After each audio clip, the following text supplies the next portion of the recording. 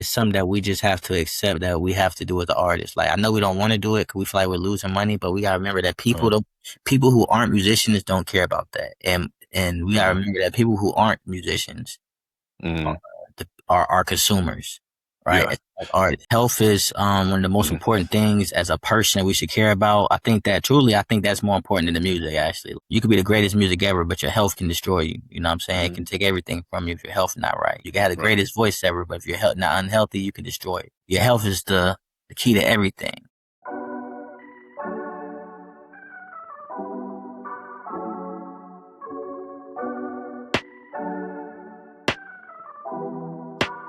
What happens when an R&B artist ain't afraid to actually feel what he's putting into the music?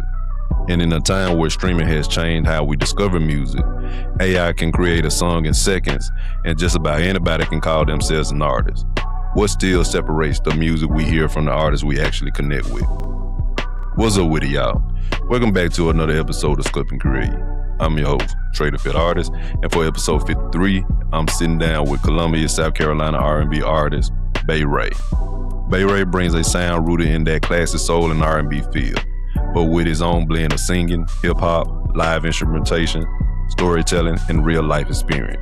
And behind that music is an artist who ain't afraid to talk about love, heartbreak, growth, vulnerability, and some of the conversations men don't always give themselves permission to have. But this conversation go way beyond the songs.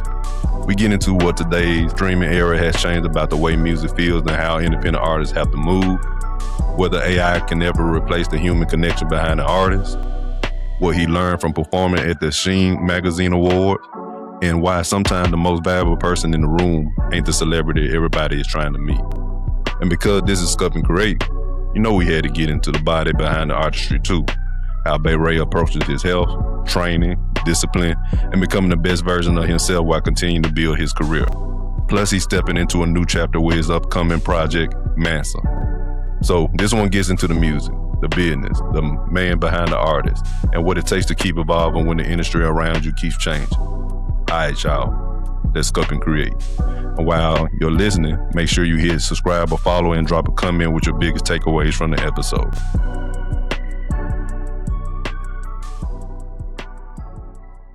Welcome to Sculpt N Create, where fitness fuse creativity and helping artists, entertainers, and creators on their physical, personal, and career growth. I'm your host, Trea Da Fit Artist, and who I have with me today is BayRay. He's an R&B artist from Columbia, South Carolina. Welcome to the show, BayRay. What's going on, man? What's going on? Thanks for having me, man. Man, I'm glad you can make it, man. And before we can really just get into it, man, let everybody know where to find you, see, listen to your music, want to book you in the whole nine. Basically, just set your links out. All right, so what's going on, man? I'm BayRay. Of course, like you said, I'm an artist from Columbia, South Carolina R&B. You guys can listen to all my music on all streaming platforms at BayRay, BayRay, one word. And you can find me on all social media platforms as BayRay, BayRay 803. Yeah, hope you guys check it out. Okay. Enjoy what you guys want. Okay, cool. Y'all check them out, man. All right, so man, let's just get into it, man. But first, like, how's the weather right now today? The weather pretty good. It's been raining crazy, flooding like the last couple of days, flooding up here, and it's been like it's crazy because it's been hot and wet though. You know what I'm saying? So it's hot outside, but it's, you know what I'm saying, it's a little cool today though.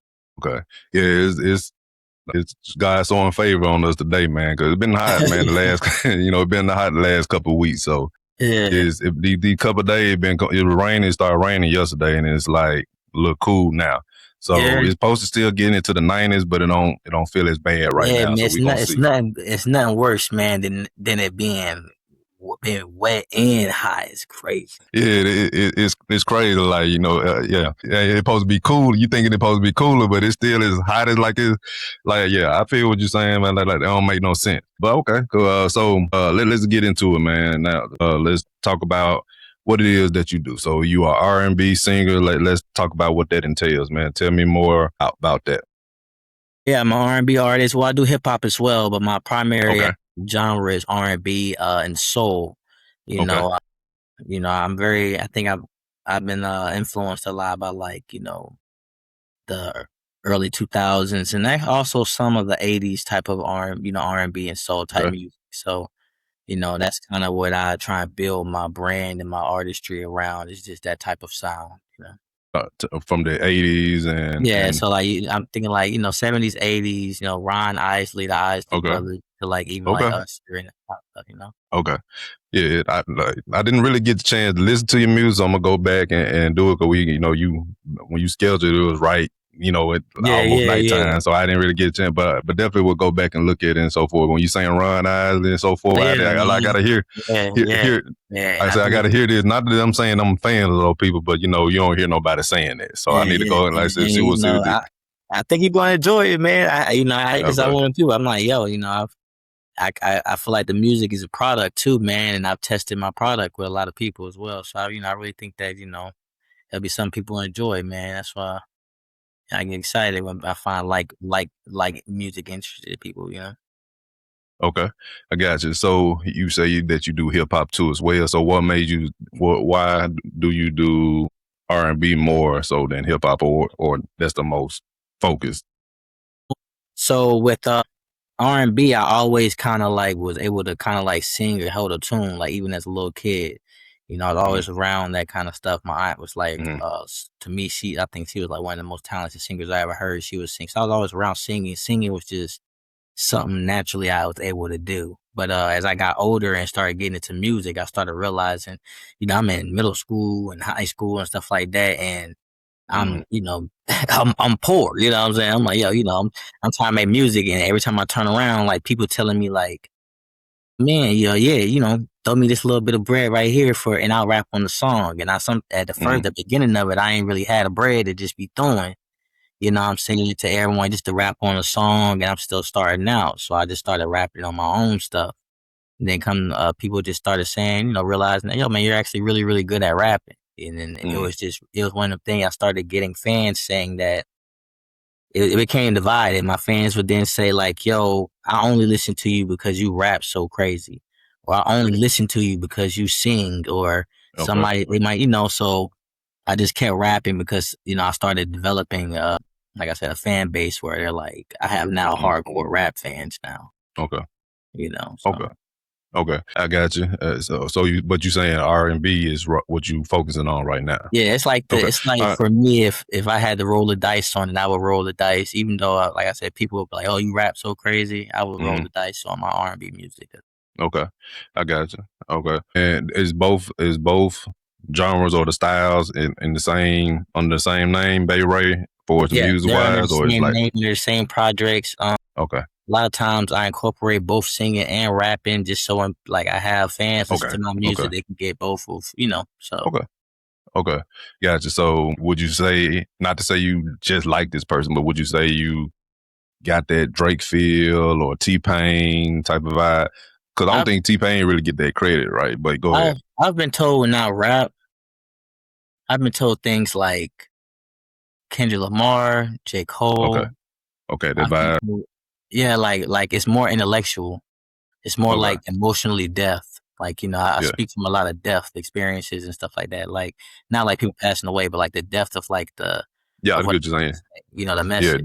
DPTH. Yeah, I Yeah. got you. All right, but so what I'm saying is like, okay, you got J. Cole do some melodies and so forth in his song, especially when he did his latest album, The Fall Off or whatever. He would definitely sing a lot more in that. But Kendrick Lamar, he got some melodies in his stuff too as well.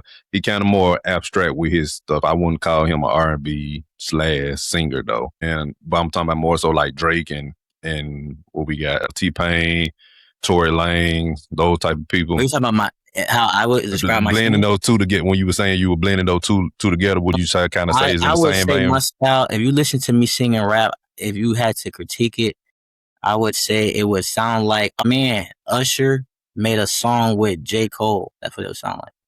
Okay, I like that distinction. Okay, and everything on two different eras too. You know what I'm saying? So Yeah, but that's what I get like, or can, that's what they just, because I'm a newer artist, independent. So I think when people discover independent artists, those comparisons are important because it gives people like I think that's one of the most important things is independent artists, like where people gauge your talent initially. Like if I don't know a person that listens to someone new will literally just compare them to the sound or the genre that they most, you know. So I think it's just, I love when people compare me to like Cole and Drake and all those kind of people. So yeah. Okay, I got you in there, Dana. And so when I see here too, when you talk about your music, you say that explores love, heartbreak, loyalty, confidence, personal growth, and the strength it takes for men to be vulnerable.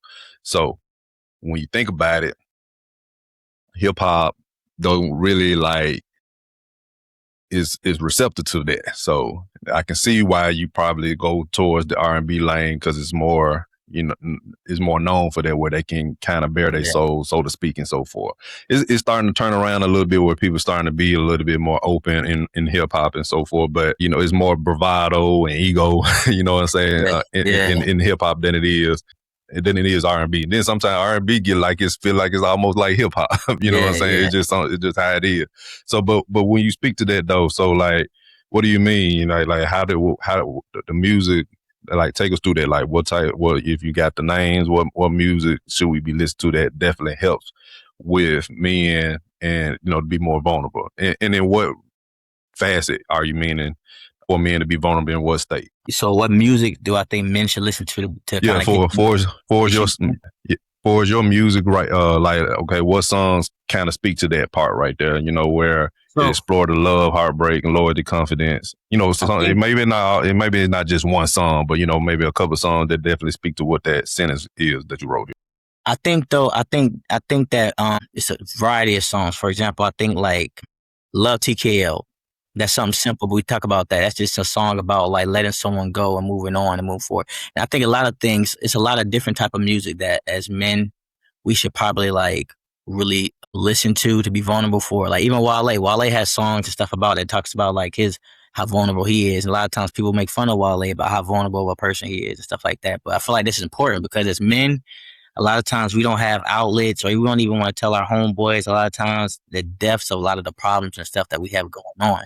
And we as men need to realize that that's just in our culture. We, you know, like you said, we like to be hard and stuff like that. But through music and just listening to artists that, even if you as a man say, yo, I'll never be like this dude right here. But if you, that don't mean that if you don't never want to be like that guy, that don't mean that you might not have the same experiences that guy had. So listen to someone who is soft or might sing about different things is important because it allows you a relatable connection to something about you may not be able to express about. You know, if a girl did you bad and you go through a heartbreak or something, and you're actually healing through months and months of that, but you feel like you're too weak of a man to listen to R&B music or men sing or men even that have went through heartbreak and traumas and stuff like that, rap and express how they've dealt with it to find a connection on how or something relatable, you know what I'm saying? So you can get through that because music is important. If you're going through a heartbreak and you only listening, so I think that is extremely important. Men should listen to all different types of stuff.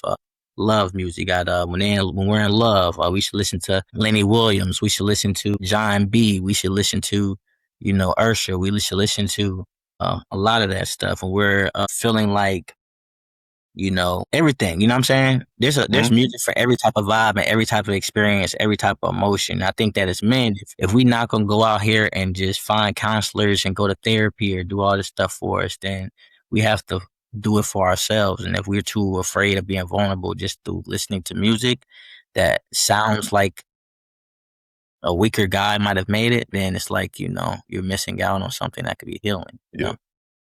Yeah, I feel you. I think too, it is like we get it from all different angles in suppressing what our true feelings is within us internally, what we think a man should be, what society tell us a man should be, feel, and do, and what women, you know, think say and feel like we should do. Because you know they'll say you need to bear your soul, but then you bear too much of your soul. Now you you appear as weak, so you don't even really show it, expose that at all. So I think we get it from all sides, and then we just suppress it, even in our own head, and then that kind of like goes into where we get in a mental state and our health starts, you know, deteriorate from, or it can reverberate in some kind of other ways that you wouldn't, think possible if you just had some kind of outlet to release and so forth. And I think men sleep on the importance of, because we men, right? But I think we sleep on the importance of we needing to be a man community. Like women have a whole community. Like women support each other to the core. Men, we men, like, it's like, damn. Even if we see a man going, like, damn, I hate that habit to him, but we men, we kind of do our own thing. We kind of lone wolf. We have our own set group of homeboys. Yeah. We really don't, even if we see a man or a man going through a downfall or something like that, we as a community, usually as men, don't like support. We too like lone wolf, Women have a whole community. That's why I like, and men also don't have one set mindset. Like a lot of women think one mind. Like I hate to say, a lot of women I feel like think one way, which is the best of the interest for what I'm trying to do. Even if I'm trying to have a family, it's the best of the interest for me as the woman, right? And I think that we as a man, we need stronger community because we need to have that kind of, like you said, that outlet. You know what I'm saying? We go to work, we come home, we deal with a woman who really don't understand us as a man, but we love her and stuff like that. And she could be driving us crazy in her own way. But we don't, but because we a man, we just tolerate it. We go to work. We feel like that's the man thing to do. We might chill with our homeboys and stuff like that. Yeah. One or two of them, but we don't have the huge woman community. But we feel like weaker when we reach out to a man community or a group of men that are trying to make that community. We feel like it's weak, or we put a negative stigma on it. And I think we sleep on the importance of us like having to talk, you know what I'm saying? About everything, problems, relationships, like finances, emotions, all that kind of stuff, Yeah. Yeah, you're right. Yeah, that's what I'm saying. I feel like it's some stuff in us internally, it definitely comes from societal pressures too as well, but it's just like how we feel to it, based on those and our perception based on what the society puts on us and so forth. I was telling my son that he 19 now, so I was like, man, you finna go out into this world and you don't really know how it is, being a man. And if it's something out there, that's that's on your mind and so forth, I would like to be that outlet for you, because we don't get that as much as men and so forth. So, if you can't talk to your friends, you can't talk to somebody that you feel like and everything, I like to be that outlet for you, because we don't have that, out there where you just want to vent. You don't even want my opinion. You just want me to hear you out. I hear you out. But, I want to be that outlet for you. So that was one of the things I have told him, getting out there, you're going to see how it is. Yeah. But, and there, hopefully, you go through it, pretty, without a whole lot. Say what now? I said pretty smoothly, yeah. Yeah, pretty smoothly, but but it's still something going happen, and everything. And I want to be here there for you if you need that, and so forth. But yeah, so would you say that your music like help in those aspects? Like, in what aspects do it help though? Like I would say, what title of songs come to mind when you speak to that? Man, vulnerability, loyalty, confidence, love, heartbreak. Can you name a few songs? Okay, I have songs called like Morning Sonder.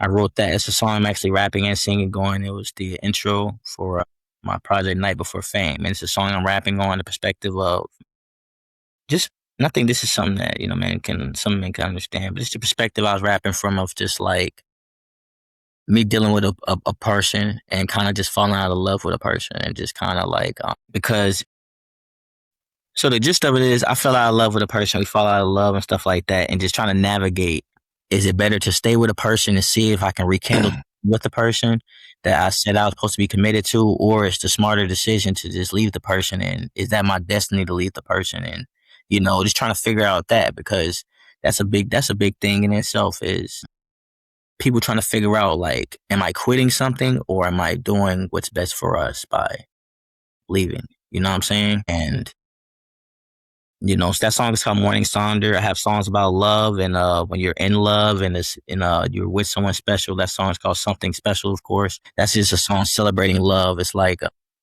it's actually one of my most popular songs. It's just all love. I'm singing about a woman. I'm singing about what we're doing, or, and it's more up tempo, I guess. You know, I have Okay. a guitarist in it. My saxophonist is playing in it. I have a lot of musical instruments in there, so it can give it a Okay. big loud, feeling for it.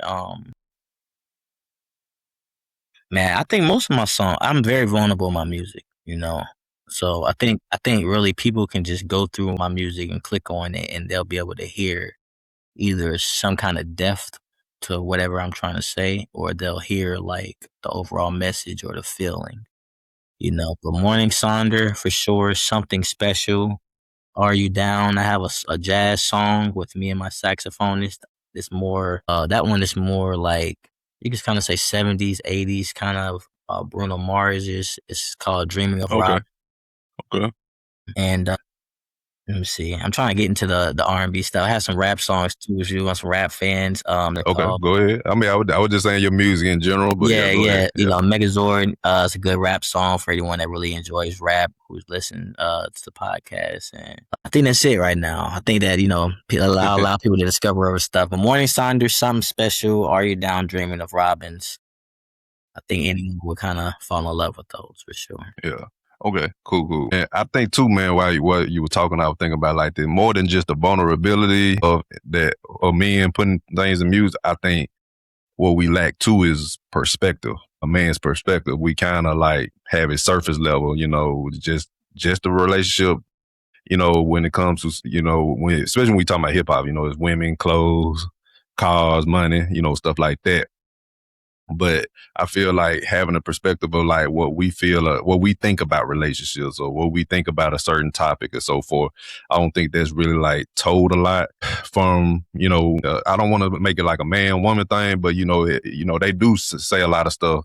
Women do say a lot of stuff about, men in their perspective, but we don't have not to say it need to be retaliatory, but it do need to be, a certain perspective where we can get, hear our side of the story and everything with that. I think a lot of guys shy away from that because they want, especially with R&B, most of the base is gonna be women most time. And so, you get what I'm trying to say? Yeah, I think that, I think that men, and I noticed this in music too, right? Check this out. In music, that's such a big thing. In most songs by men, we either talk about how we the man, or we either talk about how we hurt a woman, right? Yeah. In most songs by women, they're only usually talking about how a man has done them wrong, and they're making hits off of it, right? And I see what you're saying about the perspective. I don't really hear any songs from the perspective of men talking about how women are doing them wrong, or how women are, what I'm saying, from that perspective as well. But I think that's also because it's I would hate to say, like, I don't want to say it's a cultural thing or something, but it's like women are more okay with, even if a woman, I don't trust no woman with exposing anything I do. I think that if a woman's upset enough, she'll do anything to expose you or do whatever, you know what I'm saying? If she's feeling spiteful enough, you know what I'm saying? And I don't think that a lot of men, I ain't gonna say are petty enough, but I don't think it's like initially our go-to thing to like go and bash a woman online or go that's not like our go-to thing. Like we're like dominant nature being, Right. you know what I'm saying? They are, that's why it's more like they'll go and run and tell, you'll see, man, she posted everything about her husband and what her husband did in her relationship, and she's posting all these documents. That's more like, we don't really do that stuff, Yeah. Right. But the perspective is, I hate to say it, man, even our music, I really feel like it's a lot of negative connotations that point to men a lot through our music, not just through us as men rapping violence all the time in our music, but also from women in their music constantly like portraying us as cheaters and bad guys. So we're in our music rapping about killing people and violence, but also our same women are talking about how we're cheaters. So black man gets a real bad rap sometimes. Yeah. That's what I'm saying. We put it on, we do it ourselves, and then they from our side, and then they pile it on, and everything. Basically, but we don't have enough, like you said, we talk about in the beginning, we don't have enough vulnerable men that care about rapping another perspective for the world to look at. They don't feel like, I don't want to be the man to come out and feel like I'm just bashing all women, because if we as men choose to come out here and just say, you know what, we're going to just tell the truth about what all y'all women do. They're going to say we weak. They're going to say we emotional. They're gonna Yeah. say we emotionally unstable and Right. immature. They're gonna say that all these things. So men say that, bump it. They ain't Yeah. gonna. Not not only that, like I said, that most when you think about R&B, a lot of more women listen to R&B than it is hip hop. It might be Yeah, more for sure. women now living to hip hop now, but because you got more rappers coming out now, women, female rappers, but most women listen to R&B. So especially if you're trying to do it in an R&B perspective, if a guy do that, he alienate most of his fan base when he do that. You know what I'm saying? Because some women gonna feel a certain type of way. And like I said earlier, it don't need to be with no malicious or ill will intent, Mm-hmm. but it can, but it's still, you can kind of come from your perspective and letting folks, because like I said again, that I think that will help guys in a certain way too as well, more than just the normal stuff that you Yeah, hear or the trope that you hear in R&B and hip hop music. most deaf. Yeah. So, but yeah, that's my thought process on it and so forth. But like, so let's go back a little bit. Like, what got you into making music, so to speak? So what got me into making music, man? Well, my family was DJs the whole time. They're pretty popular DJs. It was from Dover, Delaware. My grandfather who passed, his name was Player. My dad following his footsteps. His name was Player Junior and stuff like that. They were Dover, Delaware. So I always seen music. I used to go to my grandfather's house, and he had an intercom in every room, and he would play music from the 60s, 70s, and 80s through every room, like right at the Mm-hmm. right volume. So you Okay. barely heard it, but it was like, it was still, you could hear it. And Yeah. after that, man, so I was always around the music. After that, I went to actual high school, man, and you know, I'll never forget, man. Actually, the first time I actually got introduced to it, man, I went to Richland Northeast High School in Columbia, and I used to always hear my neighbor. His name was Jordan Jenkins. He always Mm-hmm. made beats through my wall, and I still hate his beats to this day. But he started, making beats and stuff, and I was like, oh man, I didn't really like the sound of it at first, but I seen that, yo, man, people, no matter what, would gravitate to it, even if I don't necessarily like it. So even if if I want to sing and stuff like that, I can still have my own little lane for it. My Okay. boy, he started blowing up in the area. He eventually became a Pure Born, stuff like that. So I'm like, my other friend started seeing him making beats as well in the school, and he blew up mechanic speaker knockers and stuff. I actually seen his rides and stuff, and I was like, man, there's a lot of talent in my area, man. A lot of these people in my area, Yeah. man, they kind of doing something. So I'm like, why not? They showed me how to make the music and stuff like that. A lot of times I would go in the studio with them, and they're actually in there engineering their own stuff, and I picked up on it. And I actually then started building my studio from scratch. Learned it myself, man, and it's been a rap ever since. I've been an artist ever since. Okay. Okay. That was up. And I see that you got your guitar there. So I was mentioning it earlier before we started recording. So is it other than just rapping and singing? I'm assuming you play more than, do you play the guitar as well, or do you play any more I'm instruments? trying to learn the guitar. I'm actually quite proficient in a violin, believe it or not. Okay. Okay. I play the So violin. I haven't incorporated it into my sets yet, but that's something I've okay. been playing since a child. Okay. That's a classical instrument. So Well, what's that? yeah. So like, do you do classical music, or is any of that in your? I'm putting it in my music now. So like the album Okay. I'm actually going to be releasing very soon.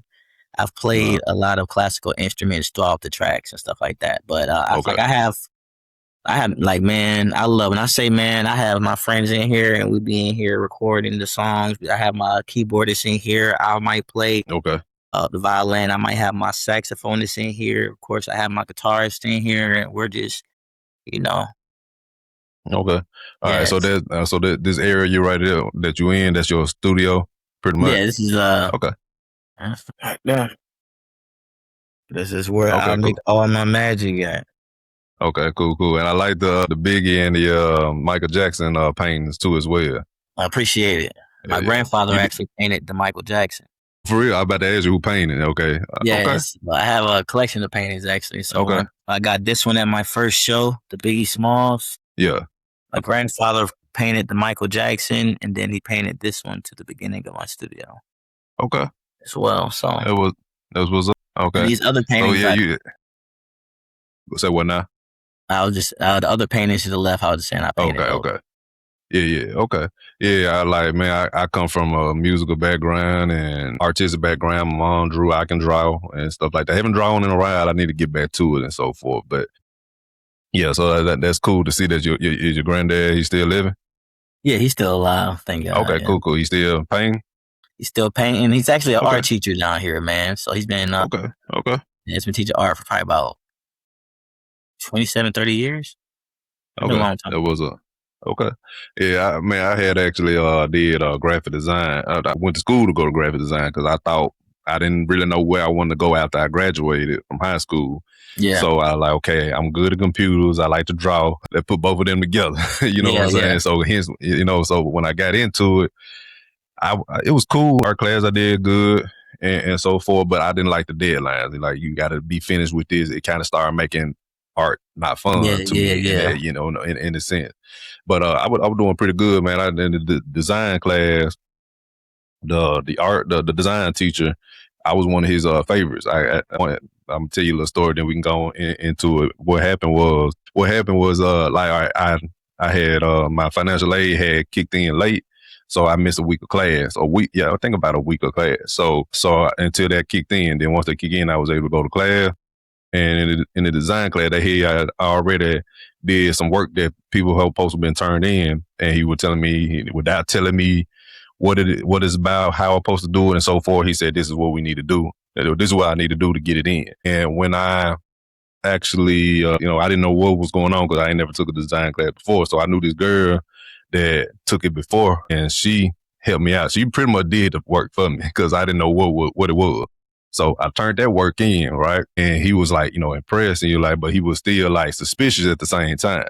He said, "All right, okay, I'm gonna be watching you and everything." And then from then on, when we had work, it was all me from then on. And from the work I was doing, he was impressed with. I'm thinking I'm like people in there was better than me. I'm looking at their work and so forth, but he got my work to show to other classes and everything. Yeah. As an example. So yeah, that's how good I was doing it. I was like, but he was sad when I left because I ain't never graduated from. But he was sad when I, but yeah. So that's what I'm saying. I need to get back into it though. I don't know if I want to just go into art where it's like I ain't trying to get no degree from it. I ain't trying to make money from it per se. You know what I'm saying? I just like to do it for fun and stuff like that. Yeah. So and just get better at it too. Yeah. So maybe just take some art classes that are not tied to a college, you know what I'm saying? Just do it like that. And I probably see what's around and do that. Yeah, most definitely. Yeah. Okay, I just want to tell that story when I seen the paintings and stuff like that and everything. So, but yeah, I got a few stuff I did for high school, when I did in college and all that stuff like that. So, yeah. But yeah, man. Okay, cool. So let's go back. Let's go back into it, man. So like, how long have you been making, music now from when you started to now? Like, how long has it been? Probably say about. Take your time. Yeah. I know you say you like high school when you first like got into it, but I'm talking about like when you started like recording, taking it serious and stuff like that. Recording, taking it serious? Yeah. I was recording in high school too, but I say taking this serious. Taking this serious, where I was like, yo, I'm gonna do this. I'm gonna become the greatest. Yeah, like when this, like I'm gonna do this. Yeah, that's what I'm talking about. About 10 years. 10 years? Okay. Yeah. All right, so I'm gonna do this like from when I was like, and I still was pretty young. So, but I was like, yo, I'm gonna do this. From 10 years to now, I probably shot like 21 music videos. Whether I have them out or not, I've shot 21 videos and worked on music and recorded in studio. So just now, I do feel like I'm at the best the best is where I'm at right now, of like the depths and all that. But about 20 years from trash to good. Okay, I feel you. Okay. All right. So what would you say, how has that's part of what I'm going to ask. So what would you say that trajectory has been, like listening to yourself back then to now, the ups and downs and so forth? How has that ride been for you? The trajectory really is, I didn't really have a lot of falls, a lot of times I was lucky enough, man, I rarely had people really come and tell me like my music wasn't really like good. It was always a quality thing when I first started out. Like, man, like you need to get higher quality stuff, Pro Tools and You need to have this type of mic, this kind of interface for this sound. You need to go through this kind of amplifiers and compressors and all that kind of stuff. But I think just from the beginning to now, man, just where I see it though, it's just like it's just my skill level now. I just feel like I really am a student of the craft. Like when I rap, I ain't just say I wanted to rap. Like I went and I listened to like some of the I feel like the greatest people to ever write a rap. And I listen to how they rap. I listen to the depth of how they rap.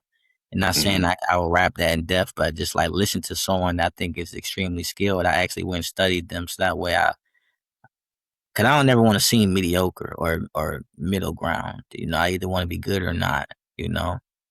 That was it for me. Like I had listened to and I still don't understand a lot of stuff this dude would be rapping about, but I went and listened to like a lot of like F Doom. I listened to like a Okay. lot Big L. I listened to like a lot of old Hove. I listened to like Nas. I listened to like, at the time I listened to a lot of Cole. I've listened to a lot of people I really feel like, I listened to a lot of Three Stacks. I listened to a lot of people really feel like they had a higher level of like intellectual rap. So that way, if I say yo, cause to me it was like even R&B. The people I felt like were the best R&B, that was just like I studied them as well. And I said, yo, I may not be as great as them, but if I can be as competitive as them in that area and combine the two, then that's how I looked at it. And that was just my strategy, really from that point. And I just worked on it. But like I said, thank God, I never really had someone been like, oh man, your junk is horrible. It was always like, yo, it sound cool, man, or it sound good, or your junk is great, but quality. And once I fixed the quality issue, it was just now more about the business aspect, marketing, putting bread behind products and all that kind of stuff. Yeah. Okay. And there's another thing I'm getting to it too. Like from 10 years now, like I know it's been a different shift because even in them 10 years than it was 20 years ago is a different shift. Now we in the streaming era. Now we in the AI streaming era now and so forth. So what do you see? Do you think those changes and so forth affect how you make music and how you Yeah, streaming market your area. music and stuff now than it was than it was back then? Say again. You said we in the AI streaming music area? Yeah, basically because I was a partner of mine when I wrote my first rap. When I didn't say I make music too as well, but I haven't recorded anything. But I definitely got some music that I wrote. But when I was 16, I wrote my first rap and so forth. And the dude, he was real good with making beats and stuff like that. And there, he was rapping too as well. I seen him post on Facebook, and he was saying something about it's like 90,000 AI songs that are released on streaming platforms a day or something like that. Yeah, So that's why I said AI streaming or whatever, or AI music streaming. Huh. That had to make you. That made you think right there. Yeah, man, that's crazy. Yeah, because I mean I have heard some of the songs, which some of them do sound cool and so forth. Then when you go back and like say, you can tell what is AI song or not. But I go back and say, okay, cool. Did this person like write? Yeah, he did AI. Like, what did he sing it? I don't know if I can really just like I understand because I use AI too as well. This what we own gonna use AI. Is I gonna think click. this is the only flaw with the Huh? AI. I think AI only flaw is this, right? Because as an artist, you kind of like I look at it like, I would never say that a live human being artist can't make a better song than the AI thing, right? But I also look at it like this. I'm like, but as a lot of artists that us human artists, a lot of times when we look at AI stuff like that, and it might say like, "Oh man, I hate that it's a thing," but it's like I look at it like this: we have the one advantage of this, that we know that for a fact that music is meant to make a connection with people, right? And we know that even no matter how big an AI artist get, the one thing that artists will not be able to really truly have is the connection with the human. Because it's the thing, even if someone songwrites, because the thing, even if you wrote a song for me and I sang it as a human being who sang your song, BayRay, and I went and I perform the song, all the people who really connect with your song have the chance to meet a flesh blood individual who is singing the song and they can relate to and connect to. Whereas an AI being, no matter how big the song is, they'll never get the human aspect of the experience. You know what I'm saying? You would literally, it'll be impossible because the AI would be a thing that couldn't physically take form. You know, it would cost, it could, but it would cost a lot. You know what I'm saying? That's the one thing I feel like as just live humans that we should never like. A lot of people don't have access to the musicians and the artistry we have. So I'm like, if people use the AI as a tool, cool. But you know, also encourage people that have AI, that use the AI tool and make music to also use the AI for what it is as the tool, and then send the reference of the AI to actual live artists, because you also want your fans to build the human connection, because that's what's ultimately going to, I feel, sell too. Yeah, You know? yeah, I feel you, and that's my thing too. Cause like I said, I use AI as well, and I use it more so like as a tool and so forth. But you know, you do have the folks that do it where it does everything from start to finish. You know, no, they don't put no input in it, but just a prompt. You know what I'm saying? Yeah. But you know, and I do get it too from the aspect because I was talking to an interviewer guy, Tremaine Long, and he Mm-hmm. was like, you know, he been doing music for a while, so when you know how to do music and so forth, there's certain things you gonna get from it to like expand Mm-hmm. your because to expand your artistry in some kind of way. But I believe to the, I would say, the common user or people who ain't really trying to sing, but they just trying to make music. They don't really know what you know, like this Yeah. need to drop here, and you know, they don't know the mechanism of everything or how everything comes together and so forth. So they putting it out like that. I think that's the part where people don't like, and plus the music. Learning on on other people's music that's already out too, and still Yeah. it's kind of still you know, those Yeah. two things I think people got the gripes about. Yeah. Yeah. That's not. Yeah, most definitely. So you know, without permission or without even, you know, paying the people that you learning, the Yeah. AI is learning from. Yeah, so Yeah. you know, so but yeah, I get it. Go, it's a little bit of AI have been using music already, auto tune and other stuff and everything that does certain similar things like that. So Yeah. it's, Yeah. you know, but but yeah, but just having it where it just do it and everything for you. That's Yeah, one thing. I think I did see some stuff like that on Instagram sometime, where it's like they got a whole like AI singer, the Yeah, AI singing the voice, and that's cool for just posting the stuff online. And I think that's just, you know, if I was a songwriter and I didn't have the natural ability to just record it with the type of how I hear my mind come out, it's great for reference, I think. You know, yeah. I see what and you're saying. drawing that exceptional artist to you to say, hey, I can sing this better, or, you know, or promoting it in that way. Because like I said, even if someone, if I try and go 100% and just say, I'm just going to make AI music and release it, eventually you're going to take it seriously. And eventually you're going to run into the issue of, you know, what I said before, the human connection. Because what's that thing? If you if you go platinum on these AI songs or something, right, which is cool. Now you have to now figure out a way to now make this AI artist connectable to the humans when they want to see them to fully, you know, monetize them. You know, so it's like I said, I just think people should just, you know, make it, you know, but the understanding that if I do blow up off of it, I also need to have in mind that I need to be prepared to find a human artist to sing these songs, you know. Yeah, I feel you on that. Yeah, but I mean, it's crazy, man, and where we in now with the AI. Like I said, I use it too, but at the same time, I heard that Spotify and stuff like that starting to like track down on this stuff. Like now, I don't know, man. But it's crazy. We're gonna see how it pans out, and the whole streaming thing too as a whole versus going back and when we was getting CDs and stuff like that Yeah, back in the day. So that's a whole nother dynamic we trying to shift around too as well. So that's why I was really asking you, like, in the 10 years, you know, you've been doing it and so forth seriously, like, have any of those issues or the changes affected you in your career and just how you make music as a whole? Yeah, I know that. I think the biggest effect, I think streaming might be, man, 'cause I think it's just so, man, when I was listening to music, man, I ain't gonna lie, I used to listen to a lot of music on like LimeWire used to come out.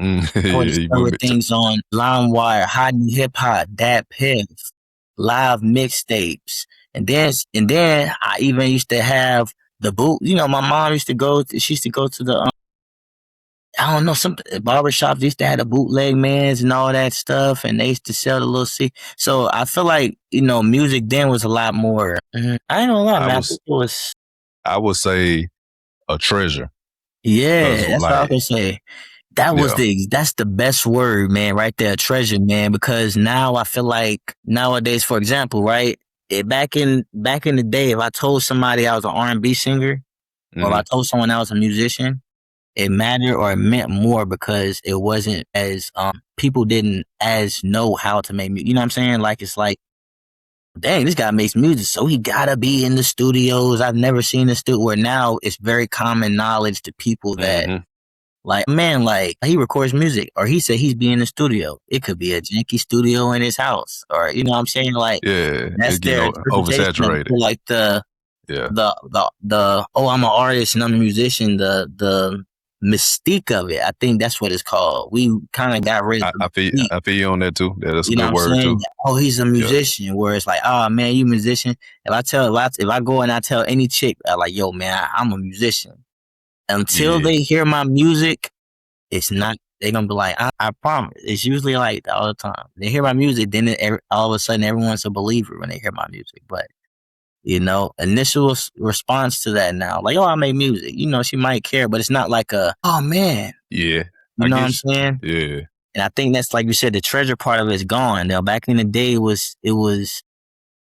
it felt like you was discovering it, and now it's like 9 times out of 10, I'm gonna go on Apple Music or Spotify, and truthfully, I'm gonna go through the top 5 songs on the new list, and it's probably gonna be poop. And it's probably not gonna be something I like. It's probably not gonna be feeling like it's a treasure. It's probably not gonna feel like it's algorithmically for me because, that's just, I hate to say it, man. It doesn't feel the same. Back in the yeah, day, man, people would go out there and they'll sell their CD copies. We don't even have CD cards anymore. yeah. So, yeah, definitely with the yeah, and yeah, it's connected to the satellite radio and all that stuff now. Yeah, And everything. everything. So so you get I only do any of new cars come Man, with CDs. if I'm a new artist, I would have to. I no longer could go and sell a CD, dog. I would have to literally get a card with the the A disk Q, drive or something. yeah, the disk drive, or maybe the QRC code, so I can Yeah, scan it. I would have yeah, to sell those because the era we live in now. It's no right, more. It's no yeah, more. C. yeah. And that's my thing, man. Like, cause I hear on two different point of view. Like some cause I was seeing somebody with an inspector deck and stuff like that. Were like, 35 plus people 35 plus shouldn't be put their music on streaming. Then you see other people saying, nah, you need to have your music on streaming. You just leaving money on the table if you don't have it on streaming. But my thing is, how do we maneuver through the streaming world? Because I don't think it's going nowhere. Because when you think about it, I can get this song or I can get this album, but multiple album for the same $15 to $20 that when it back in the day, you That's getting it just right one there. album. You see That's what I'm it. saying? That's it. What That's you the mean? thing. That's the human thing. That's the thing. That's the thing that's killing us right there. And that's what it's also why I tell people why they can never compare. Like you see all this time breaking records, breaking records, breaking records. They could never. It don't matter how. It don't matter if someone sells 1 trillion records today. The end of records mattering ended when these Yeah, guys. That's when they yeah, stopped mattering yeah, because people yeah. compare that stuff to people. For example, NBA YoungBoy. Oh, he broke. Let's say he breaks 70. He broke Michael Jackson record, right? Mm-hmm. That's because I can go on my phone and I can click on his name and press Yeah, play, and that counts. yeah. Right. For him to get 75 million, that means over 75 million people had to stop what they were doing for that daily activity of Yeah. going to the store to purchase Right. That most was a definitely. part of people's plan for that day. Michael Jackson drop, I gotta go to the store and sit in a line. Yeah, and like yeah, I CD. feel it. Yeah. You know? And I think that when it comes to streaming, man, I think man, it kind of nowadays is just something that everybody, no matter how people real think about it, it's something that we just have to accept that we have to do as an artist. Like I know we don't want to do it because we feel like we're losing money, but we gotta remember that people who aren't musicians don't care about that, and we gotta remember that people who aren't musicians Mm-hmm. are consumers, right? Yeah. As artists, and we gotta remember that, right? You know, Yeah. for the average person, Yeah. person does not want to be inconvenienced. So if I'm a new artist and I'm not Drake, so if I'm not Drake, I need to make sure my artist is where the consumer can find it because they're not going to go out on their own to just find it. Especially if they're not music heads. So it's the most important thing for any artist. I don't care if you hate it or not. If you're not generating a certain amount of streams, if you're not generically hitting those numbers that you want, you have to put it on those things because you have to put yourself in the face of the person. I have Apple Music. I literally pay. Apple be killing me for some. I don't know what my subscription is all the time, but I believe I pay for Apple Music, and because I have Apple Music and Spotify, I will never probably go. If I can't type your name in, old MC Butthead, and listen to his music and just click on your album, listen to it, it's just like probability. I'm 50-50 chance I'm not going to do it. And it's just like the more inconvenience you do for the consumer, the lower that probability goes down. So it's like, you know, you want your probability that they're going to listen to it to be as high as possible, you know? Yeah. Well, yeah, I feel you. And yeah, that's what I think too. Me and my cousin talk about that all the time. It's the disconnect between the artist and the consumer. Like artists know they just want to make art and my art is worth this and so forth. But the consumer is saying, okay, I need it more accessible, you know, and everything. Yeah. So I think, you know, And so it's a it's pride both thing. of them being It's a pride thing individualistic. too, man. I think that's a pride thing. Some artists like me, I believe that, man, I'm extremely talented. I believe that in my soul.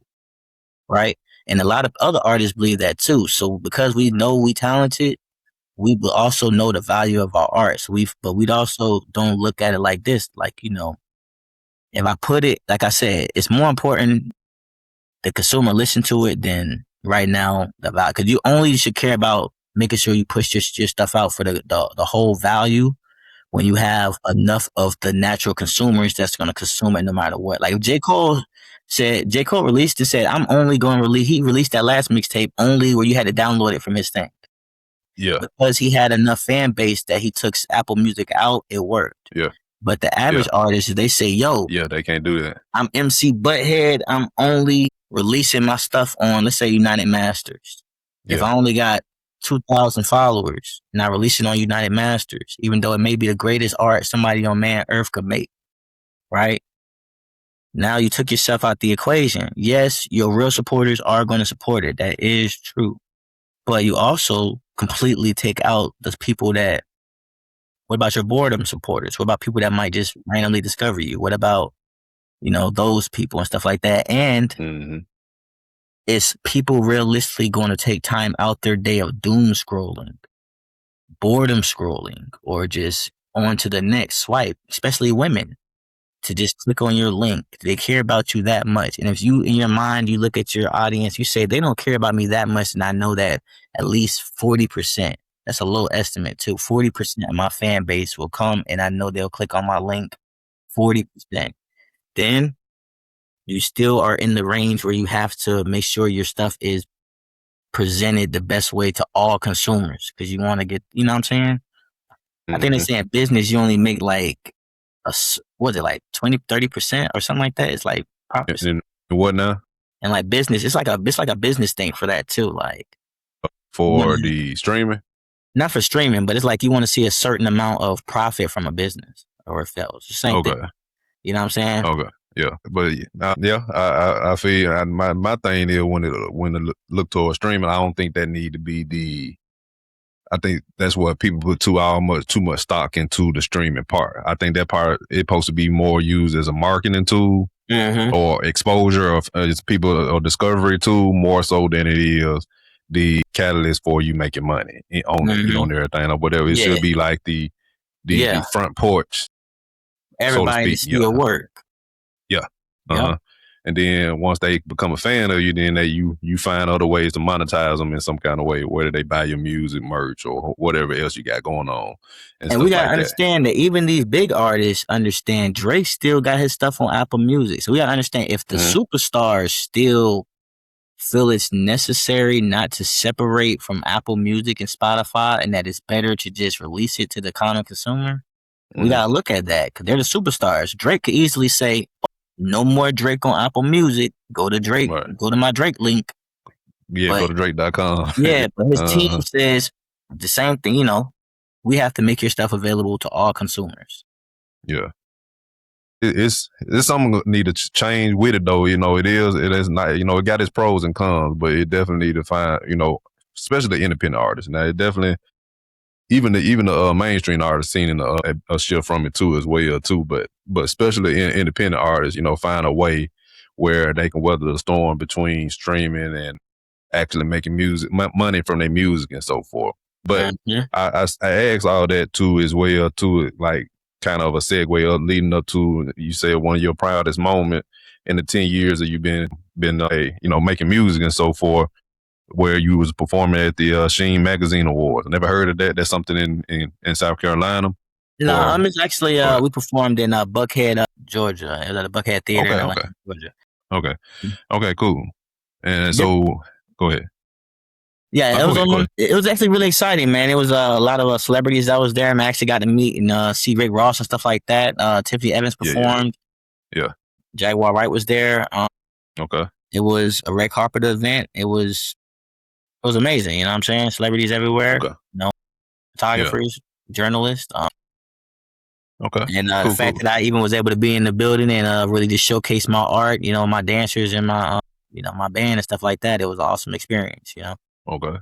Was you able to, like, I ain't gonna say like, you met some people, but like, were you able to network in a certain way where you maybe had got some context from me? It might not, maybe not from not a star or somebody mainstream, but maybe I some definitely context. got a lot of networks and contacts. It was mostly from like the media teams and stuff like that, like people who actually orchestrated the events and people who actually like put it together, who actually brought the stars together. That was most of the networks I actually got from that. Okay, cool. I like that. The reason why I asked that, I want people to hear that, because I don't think we, as artists, creators, entrepreneurs, and so forth, I don't think we network enough. I mean, including myself, I wasn't doing it early on either in my career and so forth. Yeah, man, so I don't think we do that enough. Man, shout him out, man. But yeah, I think that's most. I said shout my boy 3Z out, man. That's what I was talking about. But that's I think that's the most important, man. A lot of times we think that we go into places, man, and we in the room, especially if you're in a room with superstars and stuff, and it's like, oh man, I didn't get to speak to him, or I didn't get to. But I think when we in those rooms and stuff like that, a lot of times we miss out on, like what I just said, like talking to the people who actually orchestrated it, because superstars or stars in general, we're gonna come and do it. We might be new. You don't know the person. They're gonna come. They want to rap. They want to sing. Do what they do. Leave. Stuff like that. Or getting the information of the person who set it up, orchestrated the event. Got the people to actually come out there. I think those are more valuable because those are the people who can keep putting you in the situations and those rooms that you need to be in. Yeah, most definitely. I'm glad you shared that as well too. All right, so let's talk about it too, man. You said you was excited about to talk about it early on before the recording. So through all this, man, I always, preaching who I'm looking at helping so forth, artists, entertainers with their health and fitness and stuff overall, and to go into their creativity to not only just enhance it, but to be able to do their career and creativity for the long haul. So with that said, man, like, how do you keep sane, man, making music and how you keep yourself up and so forth, where you are able to have that energy, have that stamina to be able to endure, and and the mindset to continue to make music at a high level?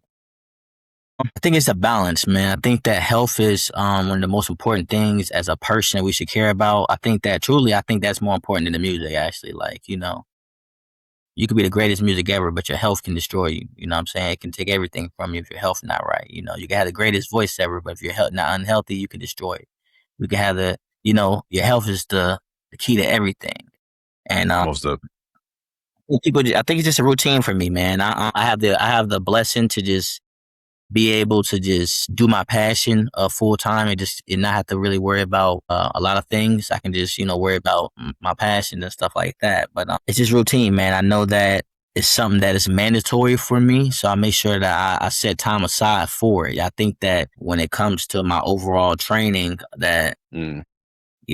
I think about it like an hour, hour and a half, maybe 2 hours a day, but I think about like how much time I'm doing other stuff or nothing when I can I think about it like that. Like I could be really Okay. forming and building like the greatest version of myself. And I think a lot of people underestimate that, like the importance of Yeah. training yourself for yourself. A lot of people, even right now, I feel like I'm training pretty well and I feel like I look okay, but I feel like a lot of people will leave this earth without ever seeing what the ultimate them looks like, health wise, financially, and even as parents. I feel like a lot of people will leave this earth without having even tried to be the ultimate or the best version of themselves. And I think that literally for you to literally try and be that ultimate you, the best you, I think that the first easiest step, and I think people underestimate that this is the first and the easiest step, is to just care about your health and your own fitness. Yeah. You know what I'm saying? Most of. Yeah. That's the one thing that no one else can do. No one can ever hold you. No one can ever say that when you care about your health and you really getting out there and trying to make yourself fitness and that progress shows, that's the one thing that no one can ever take away from you for real. That it shows on your body. You know what I'm saying? And I think that it's just incorporated into people's routine. I think it's, I make sure I get up every morning and I go and I work out. If I know that I got stuff to do, I make sure I plan around it. If I know that I'm not going to be able to be in the gym for a long period of time because whatever reason, I make sure I plan short sessions that are beneficial to me. I make sure that I eat foods that I feel like are beneficial to me and good for me, even if it's big meals and stuff, whole healthy whole meals, you know what I'm saying? And I think a lot of people realize that a lot of our sicknesses, a lot of our just problems, blood pressure problems, gut problems, you know, can be solved by just training yourselves, and that you can solve a lot of these problems in a few short months Right. sometimes, depending Yeah. on what it is, and Yeah. yeah, I just incorporated my routine, man. Okay. Cool. Do you travel a lot? I travel a good bit. I travel a Okay. good bit, man. I have All to right. perform in all kind of different places, so. Say the last part again. I said I perform in a good bit of places, so I travel. Okay. I'm usually traveling a Okay. good bit. Okay. So, what is your routine like when you travel? Then, like, for your fitness routine or eating habits and stuff like that. How's that? If I'm traveling, I'm always making sure that the hotel I'm at got a gym. I'm one of those guys. If I'm at the hotel, like that doesn't excuse me from working on myself. Like I look at it like that. Like that gym stuff, that fitness, Yeah. it ain't for me. I mean, it ain't for like nobody else but me. I'm literally giving a donation to like the ultimate me. Like it's like paying a tab to yourself. Yeah. Like paying Uh-huh. yourself. That's how I look at it. Like and people don't. That I make sure I get up. I go to the gym at whatever time I feel like I can squeeze up in there on my schedule. I do a little 45 if it's quick, or maybe a little hour, and that's that. Yeah. That's I just. got you.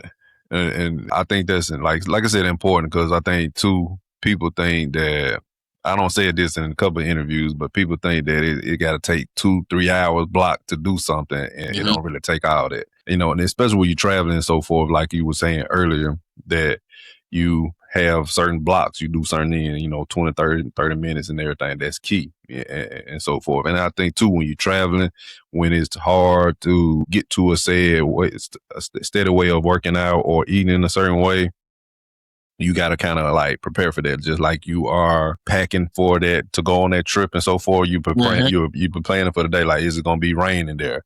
Is it gonna be this or that there?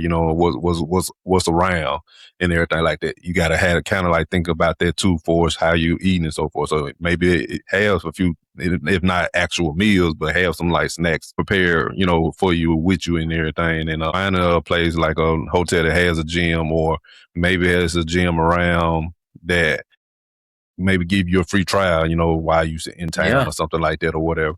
Or if you don't have that, then just do something at the hotel or on stage or something like that. But just having those, you got to be kind of like think about those times when the schedule gets hectic, and then you just kind of like dial back, but at the same time still go forward. And I, Then and I, go ahead. and I encourage people to really look at the gym as like when I say look at it as like evaluating yourself. Like, a lot of people, man, don't understand. It's hard to hide from yourself in the gym. When you go to the gym, you're really pushing yourself. You can't hide from yourself, and it reveals a lot about who you are at that time and who you're trying. You know what I'm saying? Like, it reveals a lot. It reveals how disciplined you can be. It reveals how committed you could be to something. It revealed how much pain you can endure. It reveals a lot about you. And sometimes, a lot of people don't like the gym because a lot of people aren't comfortable with failing.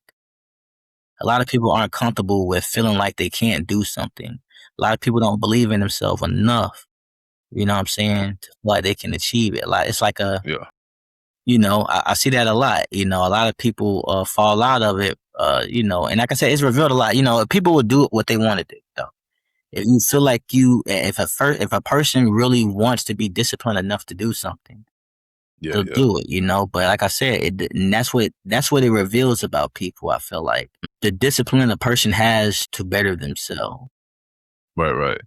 Oh yeah, it definitely changes you in a lot of ways. That's the reason, for my business name, Next World Fitness, that's the reason why I call it that, because once you start adopting a more healthy and fit lifestyle, it opens up new doors and opportunities that you never thought were possible. So you become a different person because of that, and so forth. And different lanes are open up. You got different thought processes. People around you kind of act different or gravitate to you in a certain way because of that. And like I said, again, new doors. My mindset completely changed altogether when I got more fit.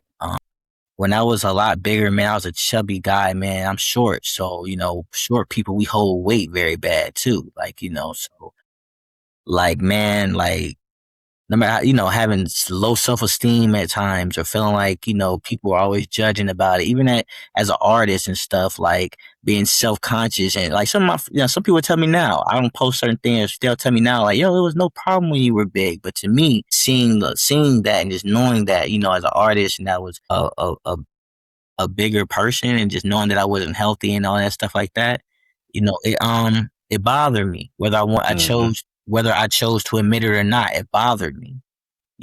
Once I got fit and I actually like continuously trained myself and put that as a priority for my life, I was able to then go back and look at that and say, you know what, man, not only am I proud of yourself for doing that, but like, you know what I'm saying? Like, I can really go back now and say like, yo, that wasn't it, And I think it's just a hard thing for people to, kind of just sit there and like, kind of like just really critique themselves, analyze themselves, say that, yo, this ain't, cause a lot of times we want to look at ourselves and say that it's okay if you like that. It's okay. And someone should rock with you no matter if you like that or not. But truly, it ain't okay if you like that. And not for nobody else, but for you, it ain't okay that you like that. For your health, because you like that. For your goals and for the things that you can achieve, and that's how I look at it. Yeah. What you just said, that's a whole nother topic. I don't even want to go down that lane, but like where you saying, cause that can go a whole nother tangent. That'll be for another, episode. But when you say, this person, doing it for that person, or whether this person like it or not, what this person like you in this certain size, I feel like I'm gonna say this a little quick and then we'll move on from that, because like I said, I don't want to go on that topic, but I feel like, I ain't gonna say I feel like, I believe that, that's like selfish in a sense, you know what I'm saying? Because if this is hurting that person, then being a certain size and everything, why would you say? I understand that you love this person and so forth and everything, and certain things happen. I get that part, but this person completely healthy, but their weight is detrimental to their health, why would you say I love you like that? You know what I'm saying? Mhm. I feel like that you love them, enough to say, okay, baby, man or woman, you know what Yeah, I'm saying? Let's get the yeah. weight down and so forth and everything. I feel like that's more love than just say I'm It's accepting because you as this. that's You also know what I'm because saying? man, it's because people want you to care more about. If you love someone, yo, that's why the hardest thing to do is to be real, and if you love somebody, to let them go. That's the hardest thing for people to do. When if they say what if a girl don't want to be with you, if she don't be let her, even if you love her, let her go. That's the best thing you do. That's love. Right. Let her go. If Yeah. you love somebody, tell them the truth. Be honest with them. That's the hardest thing for you to do. You know what I'm Yeah. saying? Yeah. And I think we gotta realize that, like, yo, if you love someone, the best thing you can do them, especially about their health, is be real with them. Mm. Yo, man, Yeah. babe, you need to go to the gym. Why? Not only do you need to go to the gym because I want you to reach your fullest potential, but Yeah. also I care about your health, and I don't want you to take this as I'm attacking you, but I Mm. care about your health, and I want you to Right. care about your health. And Most definitely. that might be a hard pill for your partner to hear, but this is the thing, right? I bet you it'll motivate them, or at least get them to. They might be mad at you for a little minute, but at least they'll look at themselves and say, he think or she think I have a problem, and maybe I need to analyze or see if I have a problem. You know what I'm Yeah. saying? But Yeah.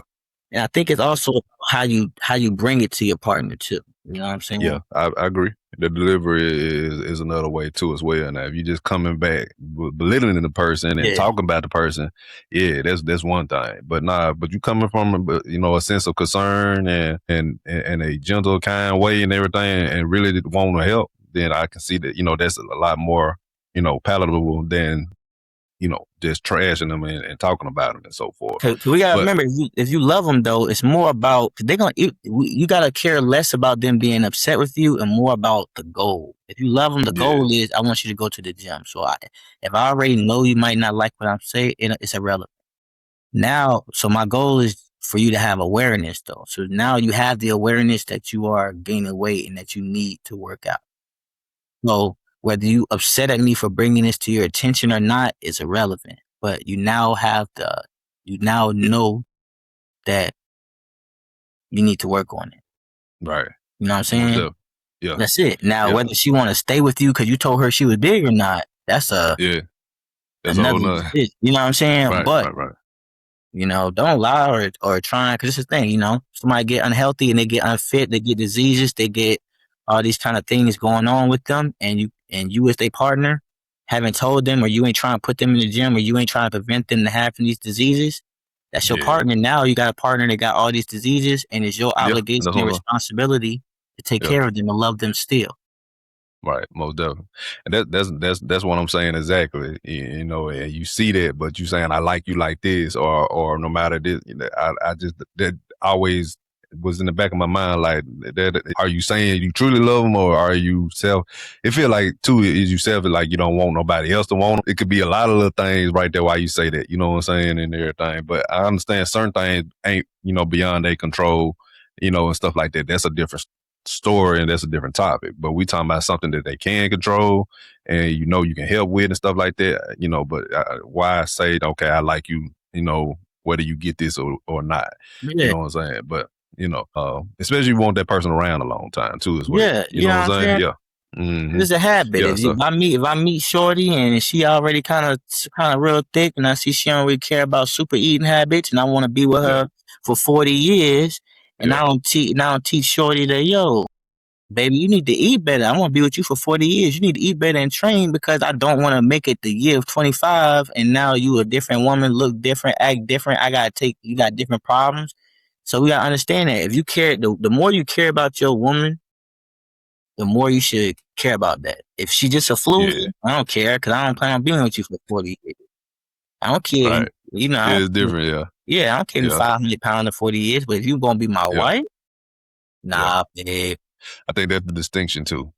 Go ahead. Go ahead. Yeah, nah, babe. Like, I don't want to push you through the wheelchair because I didn't tell you to go to the gym with me, or I let you do what you want for the first 15 years of our relationship, and now you got a problem. Where I could have just But a lot of time as men, we leaders too. And this is the thing, right? If the man ain't taking care of himself, if it's mandatory, man, my lady hate going to the gym, but it's mandatory because why? Not only is she seeing me training and I'm leading the way, she also see that,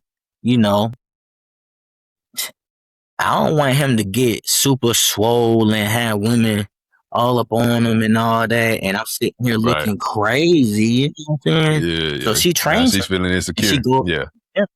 Yeah, you know what I'm saying? And I don't make her feel insecure, but that's something she's seeing. She's like, yo, he's looking great. He's training. I'm seeing his jawline get smaller.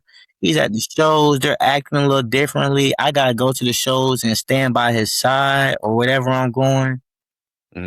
So she's taking it upon herself, not saying she trained as hard as me, but now she takes it upon herself to make sure she's like training herself to at least like stand by my side. And that's what I think men got realized too. Or if your woman is a follower, you know what I'm saying? She can take the traits that you demonstrate to her, and she's also going to take the parts of you that she wants. So if you are whatever parts of you that she likes or doesn't, even if it's bad parts, she might take bad parts from you if you're a bad type of guy. Yeah. She's your woman, and she's going to follow you for something, for however long she chooses to. So the example that you set for her is also an example that you set for your family. But you want to also set an example. You know what I'm saying? Yeah, I feel you. Yeah, I said we weren't gonna get on it, but we definitely. I hate to say, I'm just for the other. I got ADHD, man. So I'll be. No, you good. You good. You good. That's something we haven't talked about on the show. So yeah, I mean, we definitely touched on this. It's some other nuances.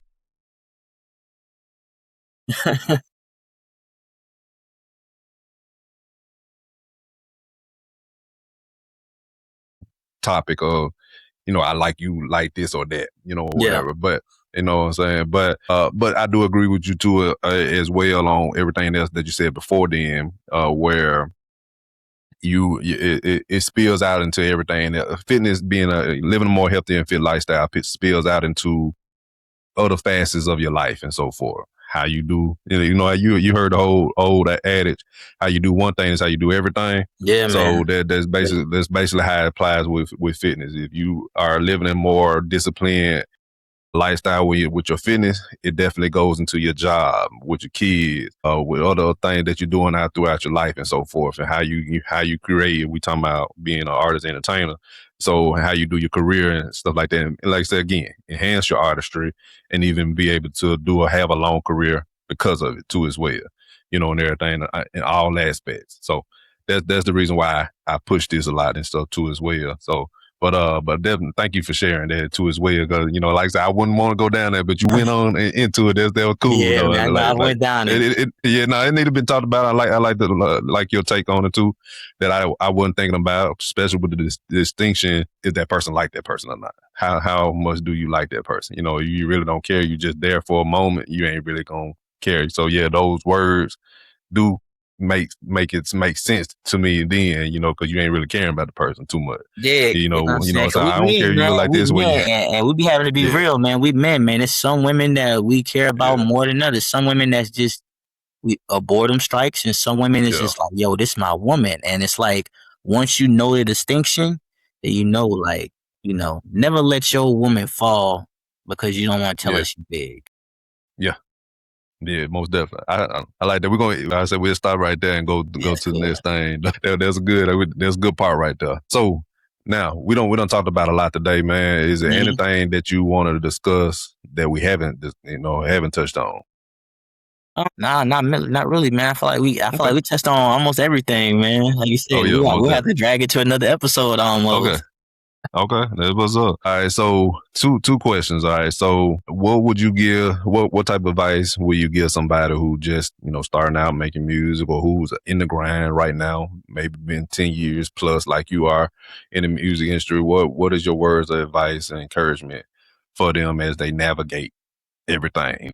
They music career, the ups and downs of it, the streaming era, the AI era, all of it. Like, what's your words of advice? Advice to any artist that's starting out for real is that, yo, man, there's there's enough for everybody, and to not get discouraged, because everybody can like everybody. Everybody can be somebody, and that you can have your own audience, right? That's your audience.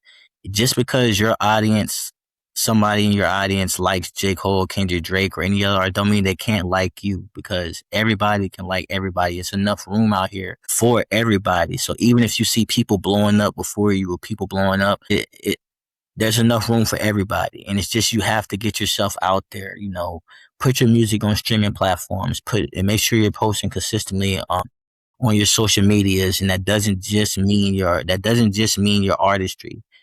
Everyone already knows that you're a singer or a rapper or a sculptor or a painter, but and this is something I even I'm trying to work on, but just the life element, like giving also audience glimpses into your life and other things, that they can have that emotion, that human connection with you, besides that this is a guy selling a product. Because that's the connection I feel like people want. They want that connection, besides that he's trying to sell me something. Yeah. So Yeah. Okay. I like that. All right. And last question is, out of everything that we discussed today, what would you say the biggest takeaways they can get from this conversation? Everything we discussed today, the biggest takeaway I really want you guys to take from our entire conversations are really, for music, never stop believing in yourself, and just keep being consistent, and to just also make sure that you are taken care of. And this is before, I feel like, music though. Make sure you take care of your health, because if you're not healthy, then music is going to come second, or maybe even third. Your health is the most important thing. That's why I want anyone to take care. Your health is more important than the music or your passion. We lose too many talented, amazing people because they just ignored their health, or they jumped on their health concerns too late. And that's a fear I feel like a lot of people don't really consider. Not just going to the gym, but you're checking up on yourself. In the Black community, we don't even like to go to the hospital and You're right. Yeah. get checked up. And, you say, damn, I got diabetes. Because you ain't never get checked up until you got diabetes. You never checked up on yourself. You didn't care about these things. So, Yeah, man, I appreciate you for sharing. And last question, out of everything that we talked about today, what do you think that would be the biggest takeaway that people can get from this conversation we had? I think some of the biggest takeaways that people could take from this conversation is ultimately, one, just keep being consistent, knowing that everyone can eat. There's a seat at for everyone at the table. Keep pushing your product, and just really knowing that there's a place for everyone. That's really, I really can't stress that enough. It's a place for everybody. Sometimes we can get very down when we feel like we have something great and it doesn't get the traction that it needs. And also, the last thing, just making sure we stay on our health, making sure we're doing what we're supposed to do, to make sure that we are, even if it's not as super fit as you want to be, but making sure you're just up on your health, your vitals, making sure you're just taking care of yourself. I really think that's the biggest takeaway people should take away, is that at the end of the day, the music and the artistry should come second to your health. Yeah. Okay. Yeah, I feel you on that. And I appreciate you sharing that too as well. Definitely most important. And like, if your health is not there, then nothing else really matters, or you won't be doing it for the long haul anyway. So yeah, I appreciate that. Okay, cool, man. So before we get out of here, man, let everybody know one last time where they can find you, listen to your music, book you, the whole nine. So set your links out again one last time. All right, so what's going on, man? It's the master guru, man. BayRay, man. BayRay, man. You can find me on all social media platforms at BayRay, BAYRAY 803. And for all my music, you can find me on all streaming platforms at BayRay, BAYRAY, one word. I do R&B and hip hop. Guys, tune in and enjoy. Most definitely, man. Y'all check them out. BayRay. All right, man. I appreciate you for coming on the show, sharing your insights, sharing your journey, and definitely been a blast, man. And looking towards you having even more and more success to come from here on out, man, and beyond. Definitely. I appreciate it, man. Yeah, most definitely. All right. And with that said, y'all, we out of here. Stay sculpting, stay creating. Peace. Peace, peace.